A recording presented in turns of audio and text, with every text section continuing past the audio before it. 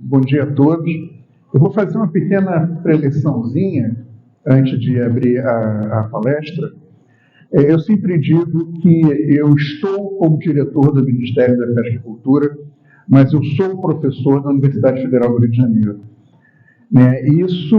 Falando nisso, eu digo que eu estou muito feliz de estar aqui, muito feliz mesmo, porque eu acredito fortemente no papel da universidade pública como geradora de conhecimento que vão subsidiar a melhoria da qualidade de vida regional. Por que eu acredito nisso? Porque aqui tem os melhores cérebros. Os melhores cérebros da região estão aqui. Os melhores alunos, os melhores professores. E, por isso, vocês têm muita responsabilidade. A União está pagando o ensino de vocês. E uma pergunta que vocês devem fazer, eu me fazia enquanto aluno, era como é que eu posso retribuir para a sociedade essa formação de graça que a União está fazendo por mim. E a resposta é fazendo o que vocês estão fazendo. Quer dizer, participar de um projeto como esse é, de certa forma, devolver para a sociedade a formação de vocês e a expertise de vocês para que isso possa ser usado em políticas públicas. Mas antes de eu estar na universidade, eu passei muitos anos da minha vida no cais, coletando desembarque. Então, eu falo que a minha experiência em coleta de dados de monitoramento pesqueiro não é de laboratório, não é de gabinete, ela é de cais. E uma coisa que o cais me ensinou é a importância do conhecimento tradicional. O que eu aprendi com os pescadores no cais ao longo desses anos foi fundamental para a minha formação enquanto cientista. Então, o que eu defendo fortemente é a junção do conhecimento tradicional dos pescadores com o conhecimento acadêmico. E é isso que eu estou vendo aqui. Só para exemplificar a importância desse projeto, eu vou contar um caso que aconteceu. Eu fui convidado para participar do lançamento de um projeto de estatística que não era financiado pelo Ministério. E aí eu cheguei e falei, eu vou ter fala? Não, professor, você não vai ter fala, pode ficar tranquilo. Você só assiste. Falei, fiquei tranquilo. E aí, o que aconteceu? O coffee break atrasou. E aí, me cataram e falaram, Marcelo, você vai ter que falar. Eu falei, mas que sacanagem, não tinha uma fala pronta. O coffee break atrasa e vocês me colocam nessa saia justa. E estava muito cheio o auditório. Cheio, lotado de pescadores. Muitos pescadores. E a ideia desse evento era exatamente mostrar para a comunidade pesqueira a importância do projeto.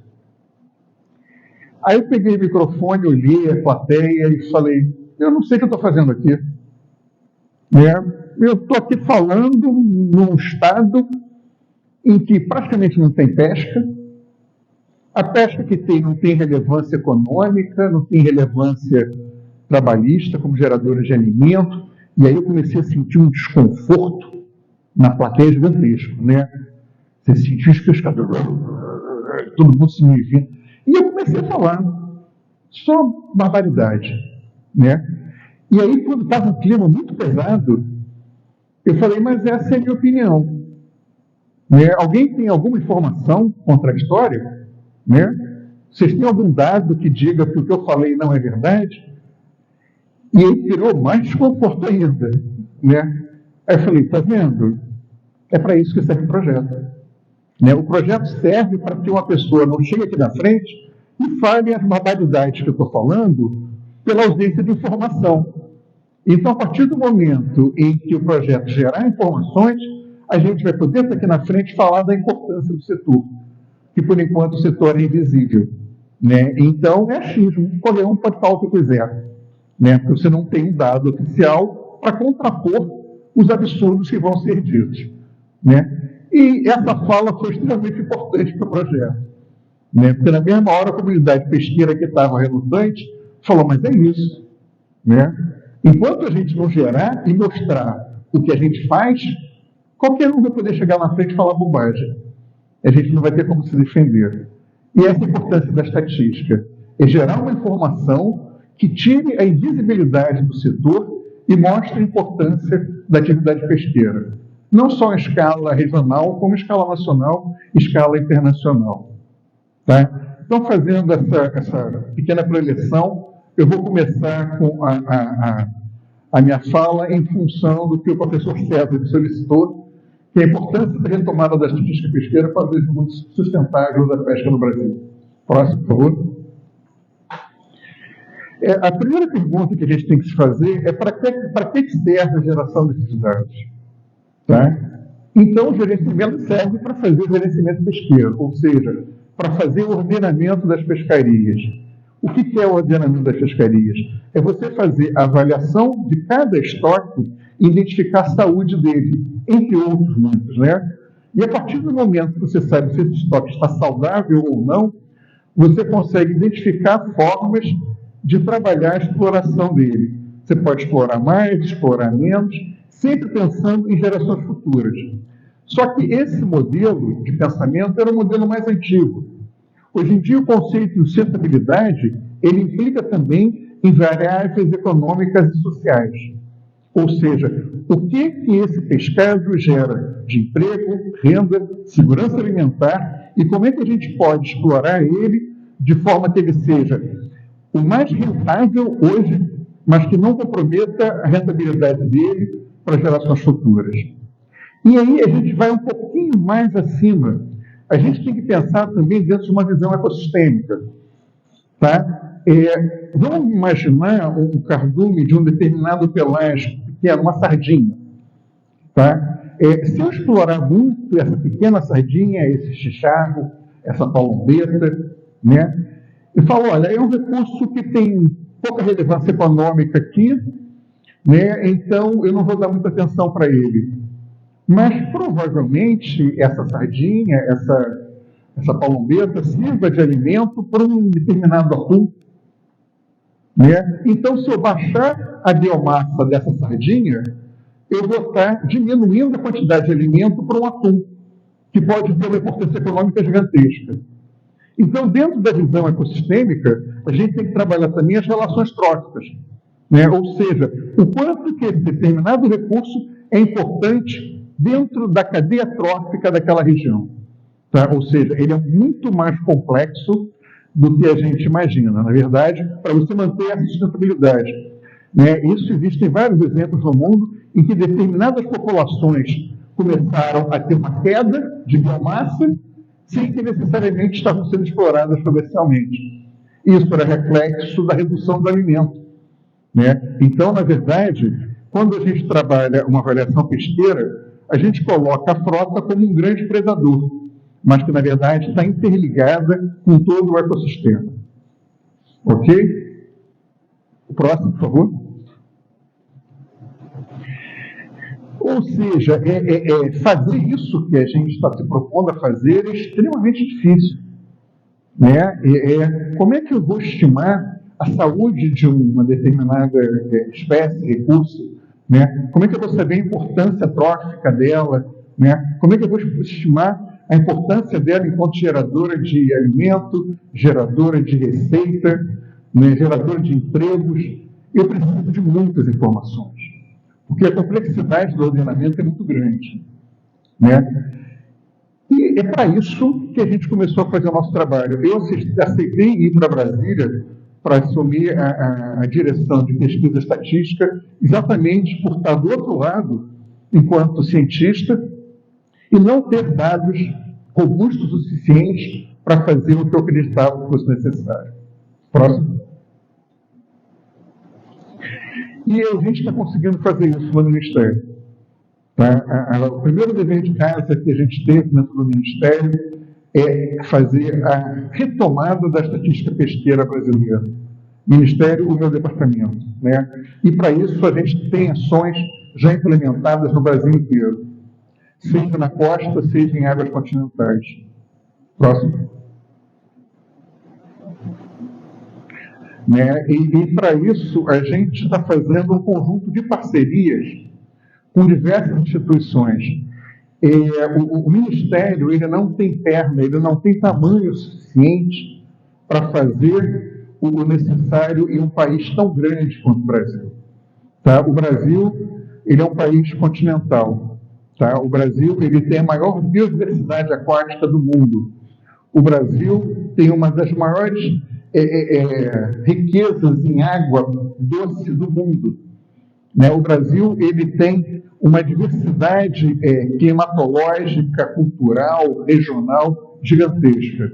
Ou seja, é uma missão impossível para uma instituição fazer sozinha.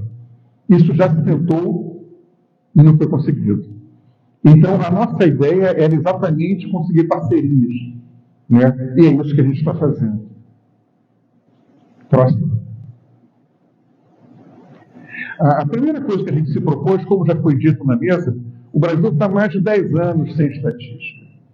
Né? Só que para a gente fazer uma avaliação de estoque, para que a gente faça uma avaliação do status de ameaça de extinção de uma espécie, para que a gente faça qualquer análise de grande ordenamento, a gente precisa de séries históricas. A gente trabalha sempre de uma forma comparativa. Né? Como é que funciona, basicamente, falando enquanto professor? Né? Se hoje eu tenho 1 quilo, ontem eu tinha 10 quilos, né? E anteriormente eu tinha 20 quilos, o que isso quer dizer? Que eu estou tendo uma redução na minha biomassa, não é? Ou seja, eu preciso de dados anteriores, confiáveis, para que consiga dizer que, na verdade, isso está diminuindo, está aumentando ou está estável. Se a gente está sem estatística há mais de 10 anos, se eu começasse a fazer estatística hoje, e ela de fato implementasse, eu só teria dados confiáveis daqui a talvez 10 anos. E a gente não pode esperar. Né? Isso faz com que a gente tenha necessidade de retrocalcular os dados do passado. Isso se chama reconstrução. E essa reconstrução ela é usada no mundo inteiro. São modelos matemáticos onde você usa dados existentes e esses dados são reconstruídos por matemática, cobrindo lacunas em regiões, categorias e anos. Isso já foi feito no Brasil, tá? Isso a gente fez no Brasil até 2015, tá? Até 2015 os dados brasileiros já estão reconstruídos. E o que a gente pretendia fazer era reconstruir os dados até 2022. E com isso a gente tirava essa ausência de conhecimento de 10 anos.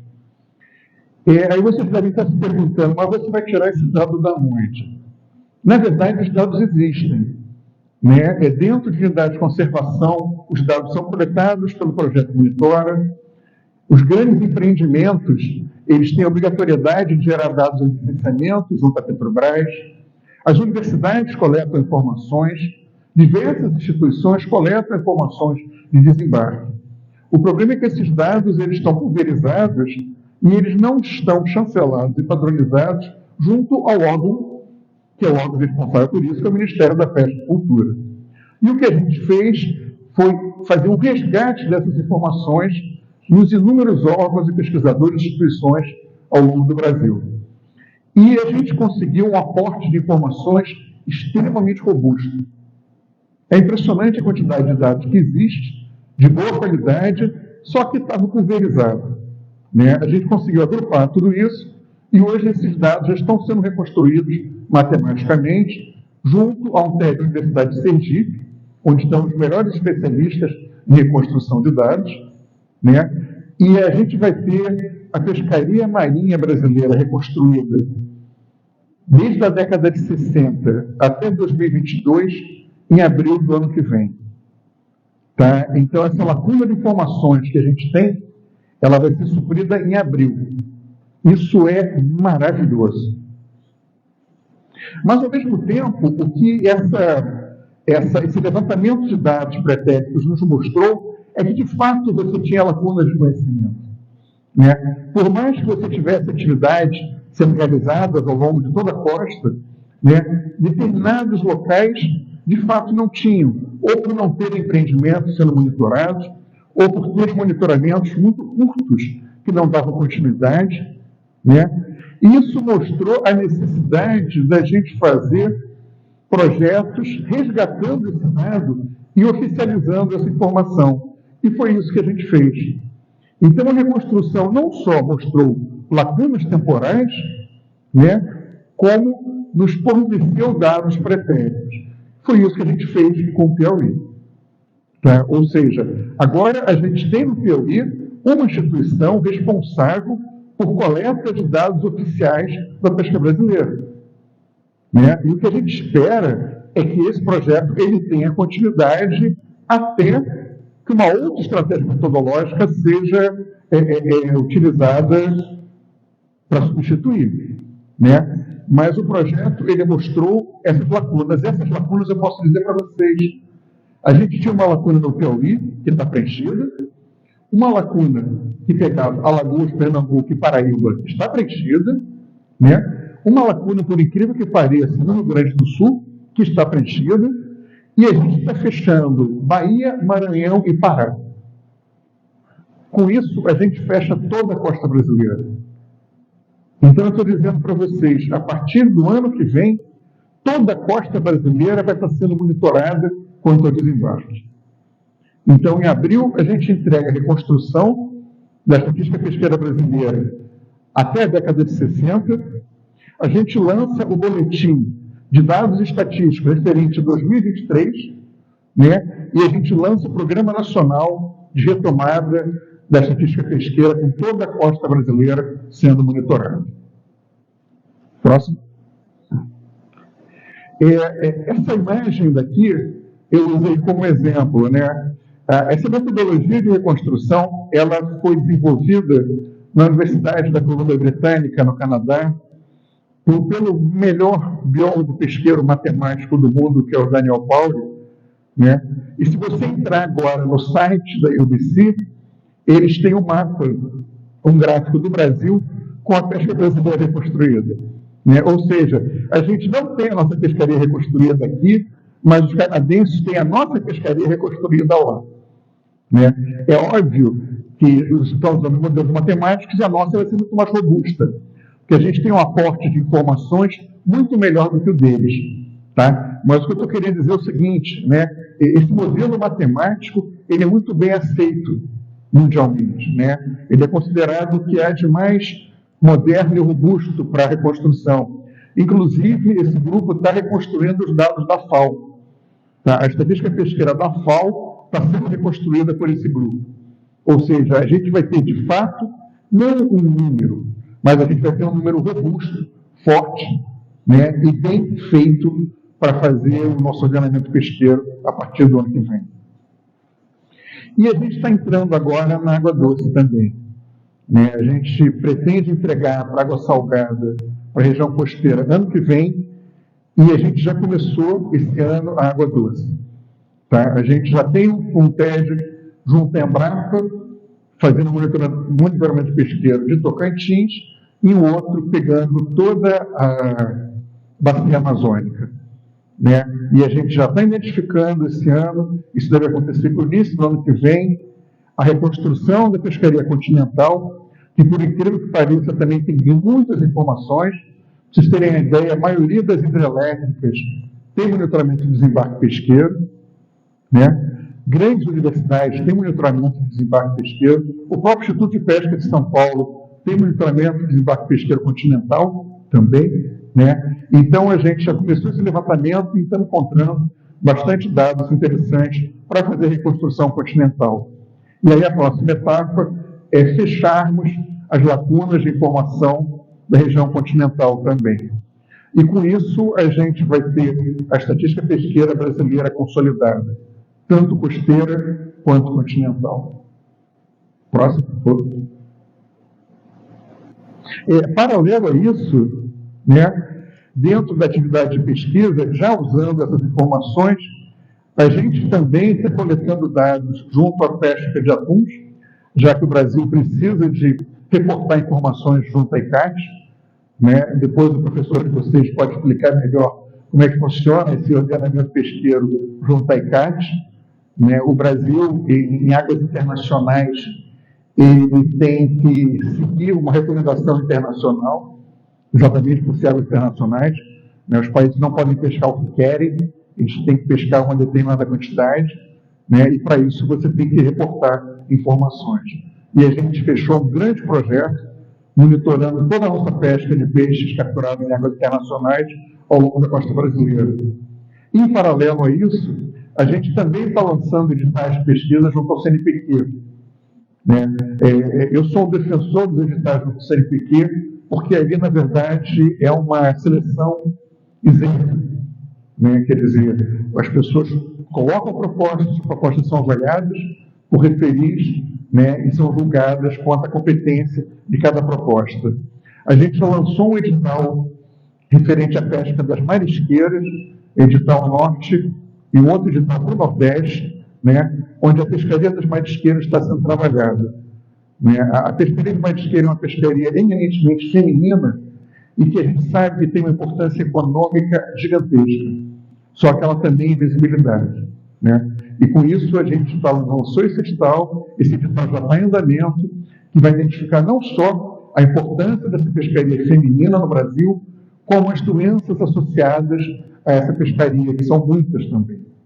Né? E edital muito bacana, eu tenho muito orgulho dele. E a gente lançou um outro edital também de avaliação de estoques.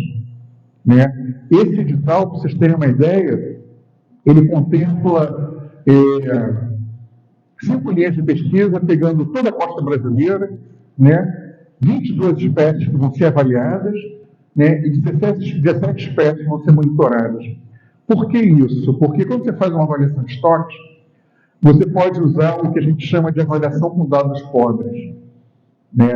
O princípio de precaução diz o seguinte: é melhor você fazer alguma coisa do que não fazer nada. Então, é melhor você fazer um modelo matemático usando o melhor dado disponível do que não fazer nada. Né? Então, muitas avaliações de estoques são feitas usando os dados pobres, que é o melhor que a gente tem, mas, ao mesmo tempo, ele apresenta menos robustez matemática. Tá? E o que a gente está fazendo é não só fortalecendo as avaliações com dados pobres, para que elas sejam feitas com dados robustos a partir de agora, como gerando informações para que no futuro outras espécies possam ser avaliadas. Né? E com isso, a gente está conseguindo monitorar 80% da biomassa desembarcada no Brasil. Eu estou querendo dizer para vocês o seguinte, que 80% de todo o pescado marinho brasileiro vai ter uma avaliação de estoque bem feita durante esse projeto. Né? Isso é uma coisa incrível. Poucos países do mundo podem ter orgulho de falar uma coisa dessa. E, paralelamente a isso, né, isso é uma coisa também muito bacana, o Brasil está reconstruindo o PIB do mar. Qual é a importância econômica de cada atividade marinha para o país? Né? Isso vai alimentar uma estatística internacional. E a gente foi procurado para colaborar com a pesca. E a gente falou, a gente não tem essa informação. Né? Se a gente não tem o dado de desembarque, né? Quanto mais o preço, né? E quanto mais o preço vezes biomassa, vezes variação sazonal, etc. Essa informação ela não existe. Mas o Brasil vai fazer, independente de vocês terem ou não essa avaliação. Falei, opa, então vamos gerar esse dado, sim. Né? E a gente contratou um grupo de bioeconomia mais importante do Brasil, né? A professora Patrícia também é oriunda da UBC, né? Da Universidade do Canadá, onde ela trabalha com os maiores economistas pesqueiros do mundo, e a gente está reconstruindo o PIB da pesca do Brasil. Então, para o ano que vem, usando como base os nossos dados reconstruídos e os dados que estão sendo coletados pelos TEDs de preço, etc., né, a gente vai ter, pela primeira vez, o quanto que a pesca representa em dinheiro para o país. E eu vou falar para vocês, né, isso vai ser uma surpresa, porque é muito mais do que a gente imagina.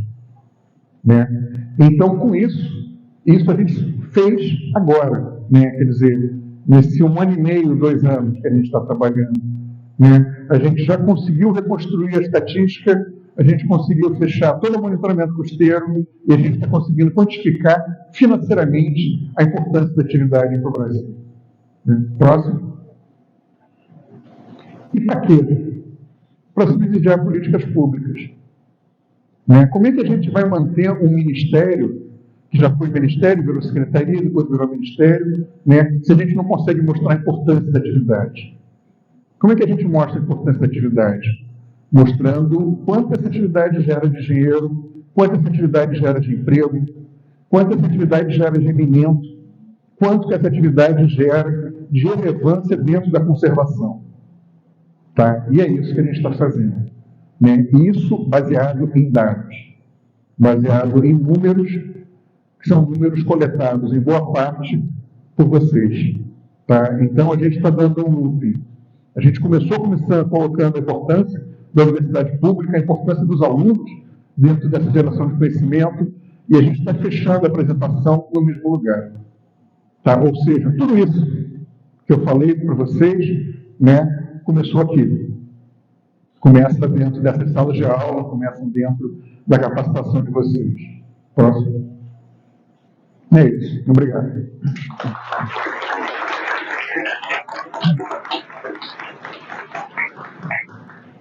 Neste momento, abriremos espaço para perguntas ao professor Dr. Marcelo Viana.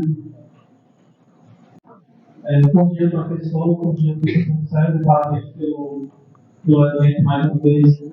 Meu nome é Francisco Isaías, sou engenheiro de pesca, aqui da casa. Atualmente trabalho na Companhia de Porto de Piauí. Professor, eu tenho uma dúvida, e assim, de que maneira o Ministério pensa de tornar a estatística pesqueira uma política permanente, né? Porque a gente sabe, o estudante tem um período de vida curto na universidade, já que ele vai sair, né? O governo também tem um período, né, relativamente curto. De que maneira essa política é pensada para que essa política seja uma política permanente, né? Para que esse dado seja constante, que ele fique aí, para a gente possa avaliar, do ponto de vista das políticas públicas, a importância da pesca no cenário nacional. Obrigado, Isaías, pela pergunta. A primeira coisa que a gente fez, a gente criou um banco de dados em que ele já está pronto, né? Ele recebe qualquer informação e transforma essa informação em uma informação que possa ser comparada a nível nacional. Vou dar um exemplo. Tem uma rede de Emaile, se não me engano, no norte, que se chama Gozeira. Né? Só que você vai para o Sudeste e Sul, as pessoas não têm a menor ideia do que é uma gozeira. Né? Então, a gozeira, por si só, ela seria comparável à região do Maranhão, etc. Né? Agora, a gozeira entra no nosso banco de dados, na mesma hora, ela é transformada em rede de Emaile. Então, eu sei que essa produção veio de rede de Emaile, e, consequentemente, ela pode ser comparada com qualquer rede de Emaile coletada ao longo do Brasil, independente da diversidade de nomes populares para cada petrecho de pesca. E a gente fez isso do ponto de vista taxonômico também. Hoje você coloca qualquer categoria de pescado e o nosso banco de dados transforma essa categoria de pescado, independente do nome que ele entrar, nome regional, em uma categoria taxonômica de pescado, para que ele possa ser avaliado enquanto um recurso pesqueiro. Né? E isso está pronto, isso é permanente. Tá? Paralelo a isso, o que a gente está fazendo documentos jurídicos junto ao IBAMA, junto ao CMBio, junto a uma série de instituições onde existe um comprometimento para todos os dados coletados por essas instituições sejam colocados em um único banco de informações. Esse banco de informações ele tem um setor pesca, né? E a gente, enquanto ministério, tem acesso direto a esse dado.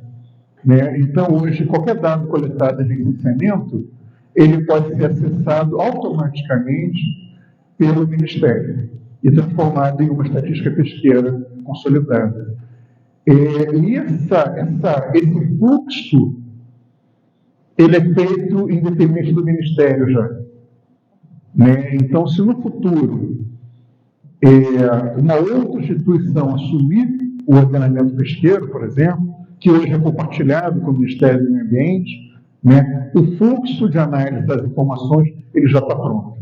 O banco de dados está pronto e os instrumentos jurídicos de acesso às informações, que não são informações de responsabilidade do Ministério, mas que, de fato, são grande aporte de informações, que são informações de licenciamento, já são automaticamente colocadas e transformadas como uma estatística nacional. Né? O que a gente quer fazer é a amarração disso enquanto uma política de Estado com um plano nacional de estatística pesqueira que a gente vai lançar no ano que vem. Mas o caminho que a gente está fazendo é esse. Bom dia, parabenizar os professores, a academia, saudar aqui todo mundo, os parceiros. O Jefferson Nunes, a gente fez um programa de que eu e a Regina presidência da Secretaria de Agricultura do Estado. Para você no tópico da educação e capacitação, como o levantamento de dados estatísticos pode ser utilizado para relacionar ações de capacitação de agricultores familiares e pescadores, contribuindo para a educação técnica e a valorização destas comunidades. Então, como a pesquisa pode estar colaborando com a contribuição dele na pesquisa? Então, ela colabora muito, né? Na verdade, ela vai mostrar a relevância econômica da atividade. Vou dar um exemplo para você. Se determinada comunidade ela tem um desembarque de uma determinada categoria de pescado, vamos imaginar camarão, né? E a gente mostrar pela pesquisa que o camarão ele tem um desembarque que é um volume tal, né? E esse recurso não está sobreexplotado, ou seja, ele tende a ter uma continuidade nesse desembarque, né? Ele gera tantos empregos, gera tanto dinheiro. Isso pode ser um orientador para a prefeitura, por exemplo, investir em beneficiamento, né? Ou seja, esse camarão ele custa tanto. Só que se ele for beneficiado, eu posso triplicar o preço dele. Então, eu vou subsidiar uma empresa de beneficiamento, de congelamento, de descascamento, né? Ou seja, trabalhar a cadeia produtiva, né? Agregando preço a um produto que a gente sabe que já é tradicional e que tem uma biomassa que vai dar uma sustentabilidade para a atividade, né? E isso pode vir de cursos técnicos também, né? Ou seja, eu preciso desenvolver essa cadeia produtiva. Tá, só que para isso eu preciso capacitar a população, para que a população seja incorporada a essa cadeia produtiva. Que tipo de curso, né, a estatística vai te orientar? Né? E por aí vai, tem mil possibilidades nesse sentido.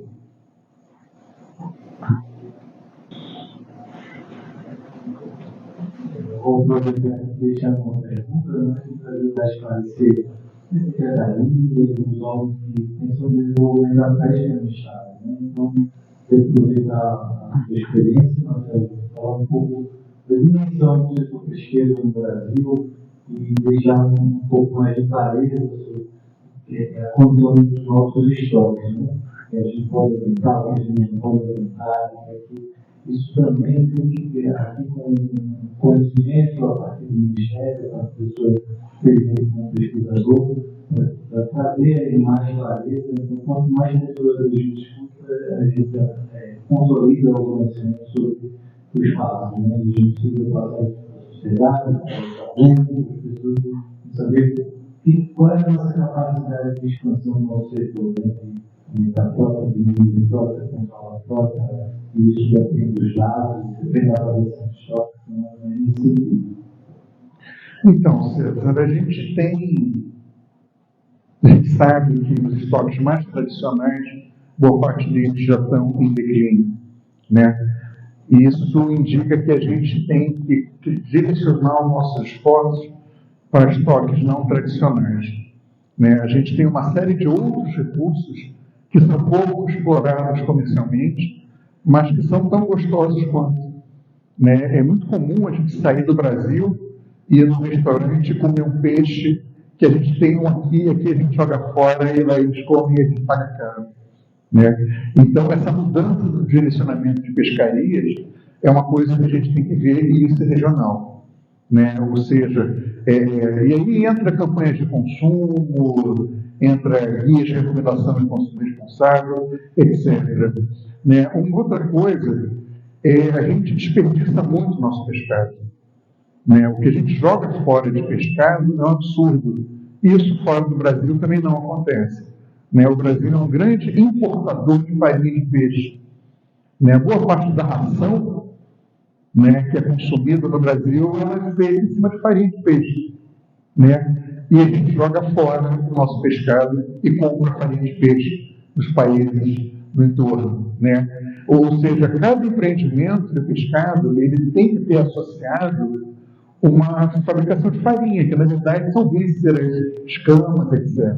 Né? Ou seja, a gente sempre pode trabalhar a cadeia produtiva, né? Diminuindo o descarte, diminuindo o resíduo, aumentando o consumo de espécies não tradicionais. Né? Eu acho que tem muita coisa para ser feita aí. Né? E isso a gente não está inventando a roda, né? Isso já é feito no mundo inteiro. A gente só precisa estudar um pouquinho e regionalizar essas estratégias. Bom dia a todos. Meu nome é Zelisa, faço parte da Conselho com relação à diretoria de operações e logística.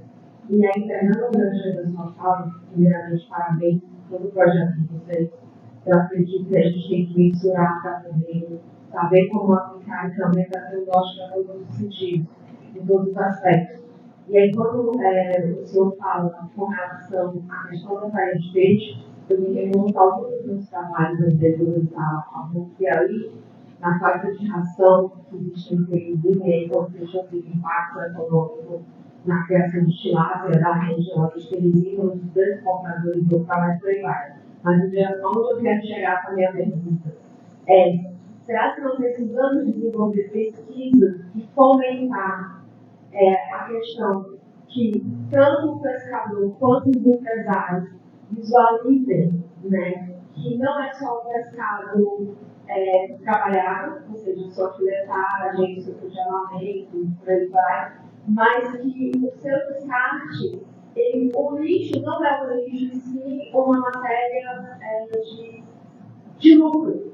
Eu posso encontrar, eu posso ter um lucro naquilo que teoricamente ninguém vê, mas que às vezes por falta de conhecimento, o empresário deixa de lucrar, né?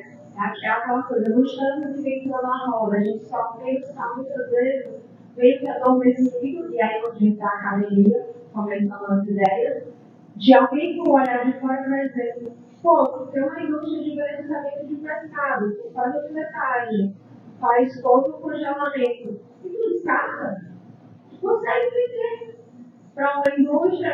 Vou pegar um exemplo que eu conheci quando eu estava na casa de geração e acompanhei muito.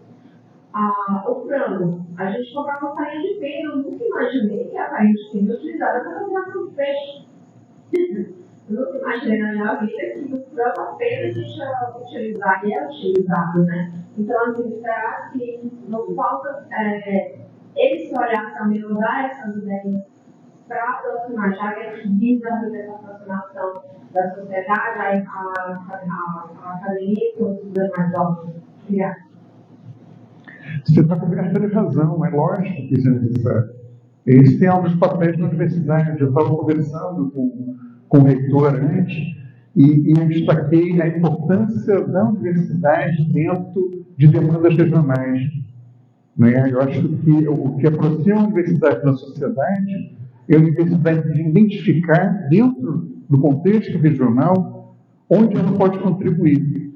Né? A gente tem muitas vezes pessoas muito mais preocupadas com problemas de grande escala, não que não seja importante, enquanto problemas mais próximos estão sendo negligenciados. Né? A gente precisa aproximar a universidade da sociedade. E essa aproximação vem em cima da identificação de demandas regionais e colaborar com informação para isso. Né? Um exemplo disso é a casca do camarão. Né? A casca de camarão ela pode ser um problema ambiental enorme. Em comunidades que vivem de descascar camarão, né, ela gera uma quantidade de resíduo de casca de camarão que é um problema gigantesco. Né? E a casca de camarão tem um poder, tem um valor absurdo para a indústria química. A gente usa a casca de camarão para uma série de coisas, né? E a gente descarta. Então, na verdade, é o papel da universidade identificar essas questões e se perguntar como que ela pode contribuir. Né? E muitas vezes essa contribuição é simples. Né? É usar a expertise do pesquisador dentro de um contexto global e falar, olha, isso daqui não é um lixo. Isso pode ser comercializado dessa forma. Né? Eu acho que você está coberta de razão, sim. A gente tem 1000 opções de envelhecimento, de aproveitamento, de redução de resíduos dentro da cadeia produtiva da pesca. E tudo isso gera dinheiro. Meu nome é Carlos, professor de sociedade. Mas eu fico muito feliz quando eu vejo aí na sua fala a parte econômica, né? Que como a gente resume em grosso modo apenas uma tabela, né? Só para calculação, mas o que vem através desse estudo são dados imensos que a gente, por exemplo, a prefeitura não tem noção que ela produz, ela tem aquele desembarque o quanto de imposto pode gerar para o seu município e tem formas de capacitações e outras coisas que podem acontecer. Uma curiosidade, e vai trazer revelar também muitos dados. Por exemplo, aqui nós temos as marisqueiras, que são grandes, e que realmente os pescadores dizem chegar 3 toneladas deles. E é uma coisa super curiosa para que a gente ou comprove ou chegue a realizar isso. Né? Então, é um dos recursos que a estatística pode trazer, mostrar a importância. Né? Por exemplo, o que se faz, como você está falando aí, com tanto cascas de marisco. São montanhas aqui que a gente tem nessa área também, e eles não sabem fazer. Então, a gente procura até agregar valor, como a colega estava falando, onde a gente está desenvolvendo papel de marisco, conserva, alguma coisa assim que possa agregar valor nesses materiais. Então, assim, o que vai vir desse trabalho vai surpreender muita gente, essa parte como é uma parte que vai, além da gente trazer, eu acho que vai surpreender. Então, parabéns para esse trabalho. Você colocou um ponto que, na verdade, a quantidade de casca, isso não é lixo, isso é calcário. Né? Isso tem aproveitamento na indústria química gigantesca, indústria de tintas. Né? O Rio de Janeiro tinha uma grande fábrica, a Alcalis, né? Que empregava milhares de pessoas usando as cascas de mexilhão da Lagoa de Araguama. Né? Então, assim, a gente tem um potencial de regular solo agrícola com calcário, né? Milhões de possibilidades de aproveitamento dessa casca. Né? E uma outra coisa que você colocou, né? A marisqueira. Muitas vezes a marisqueira, ela retira. Qual é o nome do produto? Não, o lugar. Eles só chamam marisco mesmo. Marisco. Né? O marisco tem um preço. Né? Então, eu, como turista, vou no restaurante aqui e vou comer um macarrão com marisco. Eu vou pagar X. Se tiver no cardápio massa ao vongole, eu vou pagar 3 vezes mais. Então, muitas vezes, só de você mudar o nome do produto, você já agrega um preço absurdo. Né? Então, esse marisco ele pode se transformar num vongole e chegar no mercado de São Paulo por um preço gigantesco. Né? Sem que você necessariamente aumente a produção. Isso é pesca sustentável. Né? Você está botando mais dinheiro na sociedade, né? Sem aumentar a retirada de biomassa do ambiente. Isso é o melhor dos mundos. Né? Ou seja, diminuindo o resíduo e agregando preço ao produto principal. Né? Eu acho que a pesca de mariscagem é um exemplo fantástico para isso. Né? Tem muito potencial a ser trabalhado aí, sim. Professor, bom dia. Sou gerente da universidade. E eu queria, saber do ponto de vista social, como que as informações geradas por esses dados coletados, eles podem reformar as comunidades e agregar valor a desenvolvimento deles. Então, uma das políticas desse governo é a publicidade das informações. Né?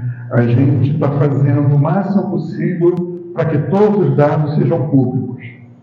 Então, qualquer trabalho, qualquer informação gerada dentro do Ministério, ela vai estar disponível no site. Aí você fala, mas poxa, o pescador não vai entrar no site. Se não for o pescador, vai ter que ser a colônia, a cooperativa, o extensionista, alguém da prefeitura. Né? Mas o que eu estou querendo dizer é o seguinte, as informações vão estar disponíveis. Né? Elas vão ser melhor ou pior aproveitadas em função da disponibilidade política, vontade política de acessar essa informação. Né? E aí eu acho que é um trabalho de... Olha, quem tem dado tem poder. Né? As pessoas poderosas são as pessoas que têm muitas informações. Né? E a gente está dando a informação.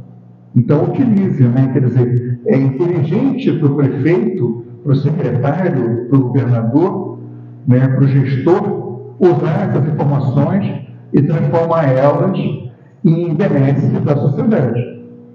Eu acho que o caminho é esse. Bom dia, professor. Me chamo Sérgio, também faço parte da economia pública ali.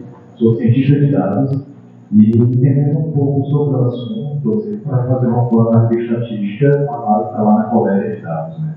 Como vocês pensam de estratégia ou de desafio para coletar esses dados naquelas comunidades mais isoladas, comunidades mais tradicionais, que talvez seja mais beneficiar uma pesca sustentável? Então, você tocou num ponto muito delicado. Né? A política que a gente está usando no momento, a que eu estou defendendo, é o seguinte: use o que for possível, mas que represente a sua região. É a conversa que eu tenho com o César. Né? A gente tem um valor limitado de recursos, né? A gente não tem muito dinheiro, na verdade o dinheiro é pouco. Né? A gente tem uma pescaria extremamente pulverizada e diversa. Então, o que eu falo para cada coordenador é o seguinte: olha só, eu quero que você gere um dado que represente a sua região em cima da sua expertise. Tá? Ele tem que pegar tanto uma pescaria mais artesanal, quanto uma pescaria em uma escala maior, mas que você possa me garantir que a pescaria do seu local ela tem essa cara. Tá? A gente não está apostando em grandes valores. Tá? Olha só, muitas vezes o cara fala, olha, com esse recurso eu posso monitorar 70%. 70% é muito melhor do que nada que a gente tinha antes. Né? Posso monitorar 80%. 80% é melhor que 70%. Né? Mas, poxa, tem uma pescaria na praia tal, que fica a 300 quilômetros daqui, que ela é muito interessante. Aí eu falo, qual é a relevância dessa pescaria do ponto de vista econômico e social para o seu estado? É muito pequena. É uma pena. Né? Quer dizer, a gente vai estar perdendo uma informação, às vezes, cultural, sabe? Às vezes com um foco antropológico muito legal, mas a gente não tem grana para isso. Né? Então, de fato, a gente está apostando e colocando o nosso alvo em cima de produção regional. Tá? Então, pequenas particularidades, a gente tem clareza que vão ser perdidas. Né? Mas é o que eu defendo, é um processo de construção. Sabe, a gente está começando assim, quem sabe isso não vai crescendo, não vai evoluindo, em algum momento a gente tenha recurso para mostrar essas particularidades, porque dinheiro chama dinheiro. Né? Quanto mais você mostrar a importância econômica do setor, mais dinheiro esse setor vai ter para aplicar nele mesmo. Tá? Então hoje a gente tem zero. Né? Desde breve a gente vai ter alguma coisa. E quem sabe essa alguma coisa já não chame mais, e não chame mais, e não chame mais. Eu acredito, pelo menos. Bom dia a todos. Eu sou representante da Associação Fonte Verde de Parnaíba, o núcleo do Piauí. Professor, eu queria perguntar para você assim, a nossa pescaria é a pescaria de Manjurinha. Não sei se vocês conhecem. Nós já temos ajudado, passando por professor Sérgio. Já tem parceria com a Universidade Federal, já faz 18 anos que já tem parceria com todos esses órgãos do Estado Federal. E na nossa pescaria tem uma coisa que você falou da farinha e peixe, nós não encontramos a serrotinha. A serrotinha tem uma elaboração muito judia, só que ela não está com chuva, é a serrotinha. Inclusive, a gente já passou para a Universidade Federal e eles já fizeram a farinhazinha da serrota e foi muito bom, né? Inclusive, o professor passou para a gente que foi ótima a farinha da serrotinha, né? Mas eu quero dizer para vocês, para todos aqui, que nós falta muito estudo para executar justamente essa matéria-prima que nós temos, que é muito maravilhosa, preciosa, e como os criadores, o pesquisador dessa região, com uma ração muito cara, a falta de ter alguém que faça investimento dentro do nosso estado para que a ação do próprio produtor tenha um custo mais barato. E nós, pescadores, podemos pegar esse peixe, essa piadinha, e fornecer para o empresário esse estrutura que possa fazer essa ação, que ela possa custar mais pouco valor para criar o peixe, e o peixe possa estabelecer um preço bom no mercado que todos possam comer ele. E nós temos como fazer. Nós temos uma matéria-prima na nossa região, além da manjurinha e a serrotinha também. E pode agregar valor, um valor, quer dizer, um valor que seja apropriado para todo mundo, utilizado, sem poder buscar no Ceará, sem poder buscar no Pará, entendeu? Nosso próprio estado, como a gente ter essa estrutura. Só que está faltando aí. Quem investe nessa área, tá certo? É isso que eu quero dizer para vocês. A nossa Parnaíba é a segunda maior cidade do Piauí. Nós temos uma área grande que se investiu no nosso varal. Mas eu quero dizer para vocês que na nossa cidade de Parnaíba, nós temos que é uma faca de gelo, fazendo de gelo para os pescadores. E quando ele corria, é uma cidade que para o bairro da Parnaíba, e lá tem 5, 6 mulheres. O nosso pescado, nós gastamos muito mais dinheiro e mais outras coisas que tinham dinheiro. Porque na nossa cidade, nós não temos essa parte da gente. Essa é a parte mais dificultosa para o pescado nosso que dá água toda, né? Falando água toda, tá certo? Não é verdade. Então, você tocou dois pontos importantes, né? O dado da estatística, ele vai mostrar uma necessidade de demanda, né? Daqui a um pouco o César pode falar, olha só, a gente tem um desembarque de tantas toneladas e esse desembarque gera uma demanda de tantas toneladas de gelo. E a partir do momento que ele mostra esse dado, né, ele pode atrair não só investimento público, quanto investimento privado. Né? Os empresários vão falar, opa, estou perdendo dinheiro, que eu poderia estar vendendo gelo em Parnaíba, né, que tem demanda, e eu não estou. Né? Assim como a prefeitura, falou, eu tenho que atender a essa demanda social de fazer um gelo subsidiado, não sei. Né? Isso vai ser um resultado da pesquisa importante. E outro ponto que você colocou é a questão do beneficiamento da manjubinha. Né? Por exemplo, é tradicional no litoral de São Paulo a manjubinha ser seca e salgada. Então, em vez de farinha, né, ela vira um aperitivo, que custa muito mais caro do que a farinha. Né? Então, a manjubinha seca e salgada, que é consumida como aperitivo, né, ela tem mais preço do que a manjubinha fresca e tem infinitamente mais preço do que a farinha da manjubinha.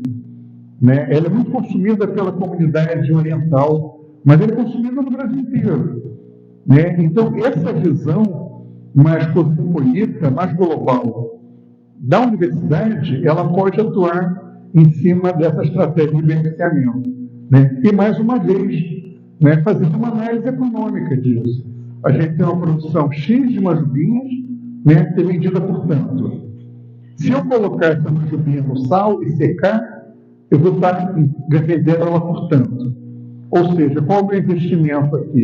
Isso atrai, novamente, empresários e atrai o poder público. Eu vou dar um exemplo para você de um trabalho que eu fiz. Eu morava num lugar que tinha pescaria de dourado. Tá? Isso há muito tempo atrás, os valores não são esses. Tá? O dourado fresco, na safra, ele era vendido a R$1 o quilo. Tá? A safra tinha um período muito curto, onde a oferta era muito alta, né? E aí os empresários do Rio de Janeiro começaram a comprar todo o dourado na região, né? E aquilo me chamou a atenção. O que eles faziam? Eles compravam o dourado, colocavam numa câmara frigorífica e congelavam. Só isso, faziam mais nada, né? 3 meses depois da safra, eles colocavam o dourado no mercado a R$3,50. O mesmo dourado que ele comprou a R$1, ele colocou no mercado a R$3,50. Isso dá mais de 100% de rentabilidade ao mês. 100%. A gente, com uma aplicação financeira, a gente ganha 1% quando está bem feita. Eles estavam ganhando 100% ao mês, só congelando o dourado, não é nada. Né? Eu fiz uma matéria e coloquei no Jornal da Cidade. Fiz uma análise econômica e publiquei no Jornal da Cidade. Montaram 3 empresas de congelamento de pescado na cidade. Esses 3 também ganham dinheiro. Né? Quer dizer, não é muito difícil. Eles não faziam nada, eles congelavam. Né? E eu ainda fiz análise, para eles irem botar no caminhão e levar para o Rio, eles gastavam 50 centavos por quilo. Eles compravam R$1, gastavam 50 centavos de todo o transporte e vendiam 3 meses depois a R$3,50. É óbvio que tem a luz, tem outras despesas, tá? Mas era 100% ao mês. Né? E a gente pode fazer esse raciocínio para vários outros pescados. Né? A diferença entre o preço de safra e o preço pós-safra. Né? E às vezes não é nem safra e não safra. Às vezes é local e outro local. Às vezes só se transportar o pescado para o outro local ou mudar o nome, você já agrega preço nele. Né? E aí está aqui a universidade, o setor, a prefeitura, o Estado, para trabalhar essa questão, com o apoio do Ministério, lógico. Né? Mas é isso, eu acredito nisso, pelo menos. Acabou? Acabou. Então tá, obrigado.